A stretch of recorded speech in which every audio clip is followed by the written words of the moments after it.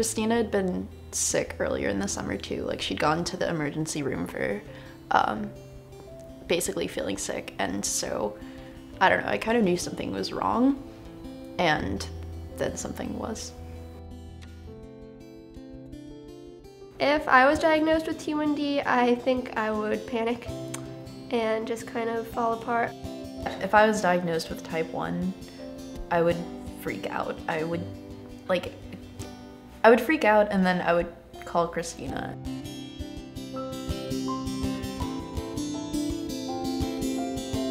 I was diagnosed with type 1 diabetes while on a family vacation. Well, I was just going to say, she has earned my trust. She's worked really hard to do that. And yet, that's her biggest complaint, is that she does not have my trust. But the fact is, I trust her. I just don't trust diabetes.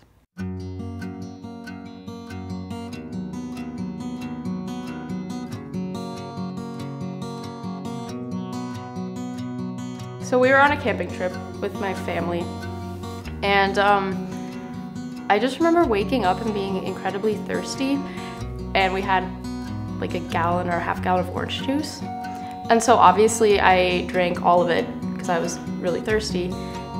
And that's when it kind of, I think, got a lot worse, because that's a ton of sugar, which is the last thing you want to do when you're super high.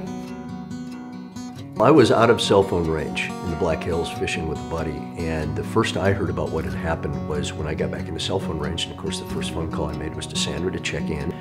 And she answered the cell phone call, but she wasn't at the campground. She was at the doctor's office, and gave me the report, and kind of fighting through tears, and told me what had happened to Christina, and that Sandra had rushed her to the hospital or the doctor's office because she was so concerned with the way she looked that morning. Like, I was a kid, so obviously they were trying to keep us from freaking out. I was scared. It was probably the scariest ride of my life, but I was trying to make it look like it was nothing, because I didn't want to alarm Christina. And they had Christina go into a waiting room and asked me to wait outside. When the nurse came out, she was literally wiping tears from her eyes and put her arms around me. And I just was very upset, because I knew that something bad was happening. And she said, no, she's gonna be fine, but she's very, very sick. And we need to take her to the hospital immediately. She has type 1 diabetes. Christina is someone who doesn't think of T1D as something to overcome. She just kind of like thinks of it as something that she does every day. You know, that first part of the first 3 months, her friends were really inspired by how strong she was. That Christina just takes T1D in stride and just uses it as something to drive her forward and keep her motivated. The interaction of the three girls has been really interesting.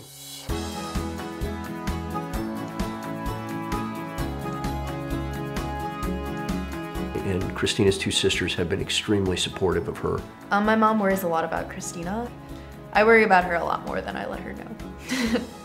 Yeah, sometimes she gets freaked out, like when my PDM will start beeping, because she still is like, oh my God, like what's wrong with you, are you dying? We've had a great support network, both outside of the family and within the family. Well, I've been involved with JDRF basically since I was diagnosed. They reached out to me and to my family, which was really nice, because at the time, like, we didn't really know anything about type 1. We didn't know anyone with type 1. We didn't know, like, anything.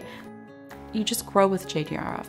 There are so many opportunities to learn about current research and funding, about trying to work with finding a cure through testing. JDRF is instrumental in leveraging the work that the government is doing, that private industry is doing, that the pharmaceutical companies are doing. It's the glue that ties it all together. When they find a cure, I will just be so happy for Christina, because she'll just be able to like be completely uninhibited for the first time since she was 11, and that would be so cool.